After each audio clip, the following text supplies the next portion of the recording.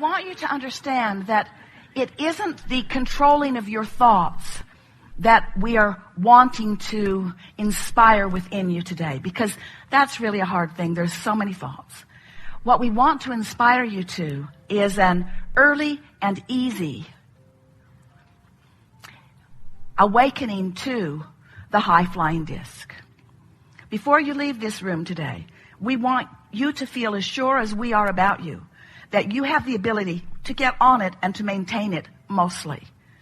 We want to help you push the reset button. We want you to feel the power of your own point of attraction. We want you to feel the control that you have of your own point of attraction. And so we're going to say something strong here. We are going to push this reset button today. It's our promise that you're going to get this because we know it so powerfully and you're willing to listen.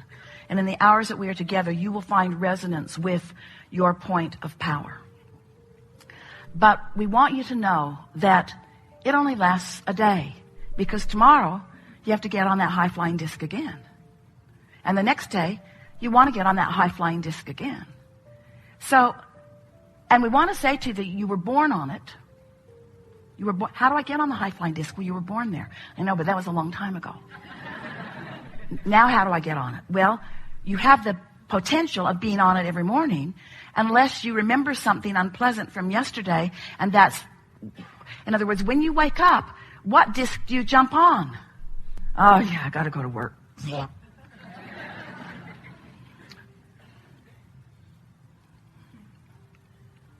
Going to be a lot of traffic today. Better hurry. Oh, it's going to be hot again today. Or maybe you wake up into a household full of confusion and you just want to pull the pillow over your head and not get up. We want you, before you go to bed or before you go to sleep, to pre-pave your morning and say to yourself, in the morning, I'm going to get up, I'm going to wake up on the high-flying disc, and I'm going to acknowledge that I'm there, and I'm going to milk it as best I can. Now, you might not make it till breakfast. You might not even make it till you get out of bed. Esther has begun saying, she's been doing this for about 6 weeks now, and after about day 20, it became really, really easy to do. And she began saying to herself, oh, I'm awake, sort of a startling and profound announcement to herself. I'm awake. For a while she'd say, damn, I'm awake. I'm awake. I'm awake. Am I going to go back to sleep? Because sometimes she has the luxury of doing that. Or am I going to get up? Now, this was an important thing for her to acknowledge, because if she's going to go back to sleep, she doesn't want any thoughts to get going, except thoughts of slumber. But if she's going to get up, she wants to make sure that the thoughts that she's thinking are thoughts that will be valuable to her. She wants to make sure that they are high-flying thoughts. And so usually she begins with some strong statement of appreciation of something that's very easy for her to appreciate. It doesn't take much. It only takes 17 seconds in order to begin your day. You've been saying for a long time, or maybe they've been saying for a long time before you got here, or maybe none of you have ever said this before in your life. Getting out of bed on the right side, or getting off on the right foot. That's what we're really talking about. Establishing your vibrational point of attraction first. Because we want you to understand that if you choose it first, it's so easy to get that positive momentum going. But if you wait until you've, without meaning to, by default, picked up and carried over some negative momentum, then it's harder for you to shift from that negative momentum. Law of attraction is the perpetuator of momentum. But you get to choose the direction of your momentum. And most of you are not doing that deliberately. You're just letting conditions that surround you that you might be observing be the reason for the momentum getting going. And then law of attraction just keeps it going until you hear someone like us say you create your own reality, and you say, that can't be true. If I really got to create my own reality, I would create a different reality, Abraham.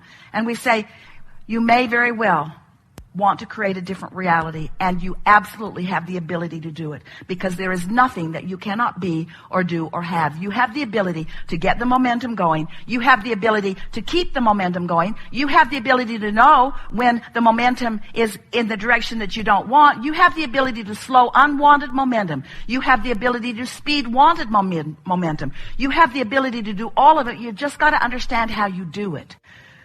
And you have to understand momentum. We think you understand momentum, don't you? Have you ever sort of been a little ornery and made a comment and someone picked right up on it? Someone on the ornery disc with you. And then off you go. Now you're remembering things you haven't remembered in a long time. You're telling stories that you haven't told in a very long time. And this person is extracting stories from their past and now you've got a really good ornery meeting going. Could really feel the momentum of it. And then what happens when some bright-eyed, shiny person comes into the room and you've got that kind of momentum going? They either get sucked in with you, depending upon how stable they are in their own vibration, or they bounce right off of you, depending upon what they've got going. And that's what we are wanting you to do. We're wanting you to prepare yourself by getting on the high-flying disc and staying there and practicing it more throughout the day, and then recognizing the power of the momentum that you have going.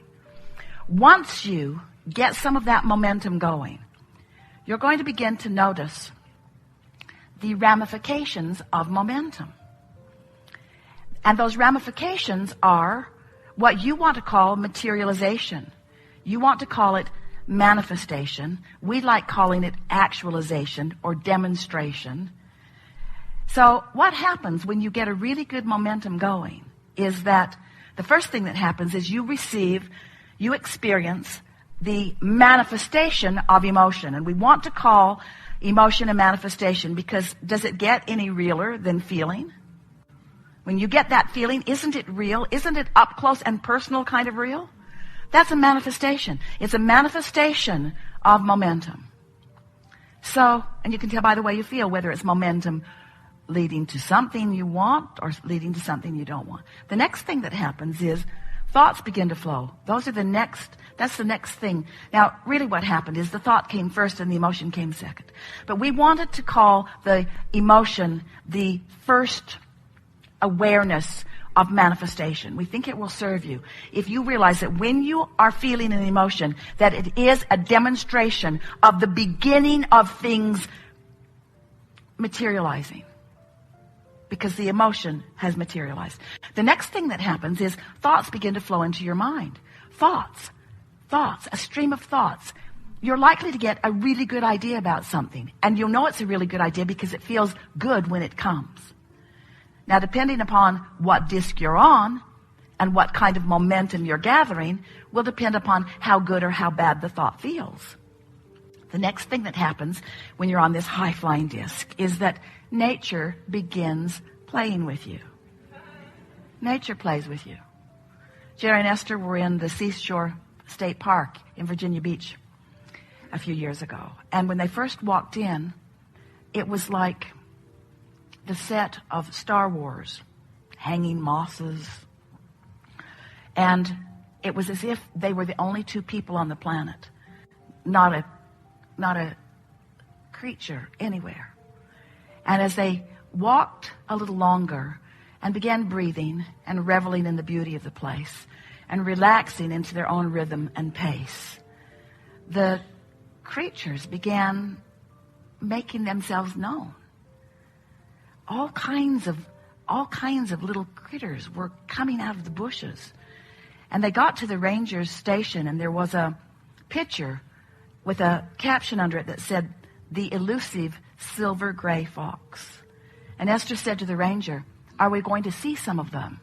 And he said, "I've been here 13 years and I haven't seen one." Jerry and Esther came around a corner. The elusive silver gray fox was standing right in the intersection. Looked at them, they looked at him, he looked at them, they looked at him, he looked at them, they looked at him. He said, "Seen enough," and off he went. Now they're standing on a wooden walkway. A walkway that is above a sort of swamp. And Esther is standing with her feet sort of dangling over the edge. And Jerry said, "Honey, I don't I want you to just listen to the sound of my voice and move very slowly and deliberately back one step. And so Esther listened to the sound of his very calm voice and stepped back. And then he said, do it again. And she did. And he said, now look down. And there was a copperhead snake stretched out in the sun. And he laid there for a little while and said, you seen enough? Then off he went. So now Jerry and Esther are back at the ranger station. And Jerry said, did you know you have copperhead snakes? And the ranger said, no, we don't have any copperhead snakes. And Jerry said, well, you do now. Things that usually do not come out and play were coming out and playing because the vibrational resonance with that high-flying disc was emanating. And nature is the first responder beyond your own emotions and thoughts to demonstrate to you where your vibrational frequency is. Any nature ever playing with you? Hummingbirds doing ridiculous loop-to-loops in the gardens? Birds flying, obviously, just for entertaining you? Creatures of all manner, cooperative components of the universe, saying to you, now that you're getting the hang of this, we would like to demonstrate with you the alignment that we feel in you. And then, of course, on your high-flying disc, other humans also on the high-flying disc, appearing in crowds, standing out, walking to you, right timing, saying the right thing at the right time, giving you just a little piece of something that you were wondering about, another little piece of something, rendezvous all day long, leading you to where you want to be, because this is certain. Where you stand and where you want to be is known by all that is. And when you take the time to wake up deliberately, acknowledging the high-flying disc and deliberately staying there and beating the drum of it and practicing it through the day, even if you fall off, you will. Even if you fall off, get on again. Even if you fall off, tomorrow get on. Even if you fall off, tomorrow get on. Until eventually Esther said, Abraham, I refuse to accept that I have to wait until tomorrow to get back on the high-flying disc. You've given me too many tools. I like it on the high-flying disc. I'm going to be on the high-flying disc. I don't care what it takes to be on the high-flying disc. Even if I have to feel good, I'm going to be on the high-flying disc. And after a while, it just becomes such a steady point of attraction that you begin to feel like the invincible creator of your own reality that you are. Because you are the creator of your own vibrational offering. Because you have guidance to let you know. You have guidance to let you know.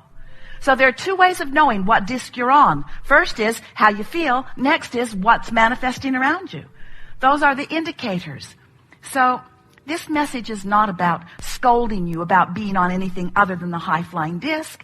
You get to be wherever you want to be, and sometimes being on those lower discs is really a clarifying experience. For a while, Esther was hard on herself when she knew she was not on the high-flying disc. She would be really mad at herself for not having the self-discipline to stay there. And we would say to her once she would come back into earshot of us, Esther, these are not negative moments. These are not bad moments. These are not wrong moments. These are clarifying moments. And how wonderful it will be for all of you when you're consistently hanging out on that high-flying disc. And then you have those little clarifying dips that just keep parlaying you into more and more and more clarity about who you are and what you want. Life is supposed to feel good to you. And it's not supposed to feel good later. It's not about planning that vacation or looking forward to retirement or waiting for your dream mate or your dream home or your dream vacation. It's not about waiting for something good to happen. It's about being in a place that the good stuff can rendezvous with you right now, you see. And you have the ability to control your vibration so that good stuff is rendezvousing with you right now. And you're going to reach the place where you're even willing to say the stuff that you didn't think you wanted that rendezvoused with you was still good stuff. Because out of it comes clarity. Out of it comes expansion. Out of it comes more potential for more good feeling. You have control of the way you feel. Therefore, you have control of everything that comes to you. Therefore, you are the creator of your own reality. We just want it to be fun along the way.